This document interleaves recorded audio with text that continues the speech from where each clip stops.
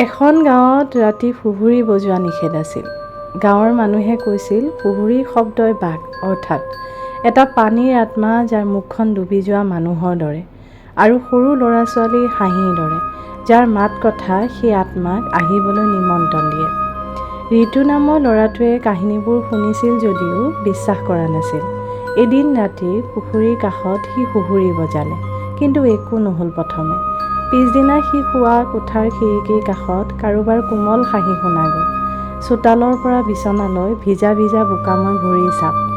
পিছদিনা পুৱা মাক দেউতাকে বিচনাত মাথো এখন ভিজা কম্বল পালে, মাছৰ গোন্ধৰে ভৰপূৰ। ঋতু নাই। মাথোত টানি চোঁচৰাই লৈ যোৱাৰ চিহ্ন আছিল পুখুৰীৰ ফালে। এতিয়া ওচৰে পাজৰে লোকসকলে কয়, পুখুৰীৰ কাষেৰে ৰাতি যাওঁতে ঋতুৰ সুহুৰি শুনা যায় আৰু পুখুৰীৰ তলত এখন সৰু ফপৰা মুখ দেখা যায়, ওপৰলৈ চাই থাকে। বয়সস্থসকলে কোৱা কথা, ৰাতি সুহুৰি নবজাবা, বজালে বাকে ভাবে ঘৰলৈ মাতিছে। ধন্যবাদ।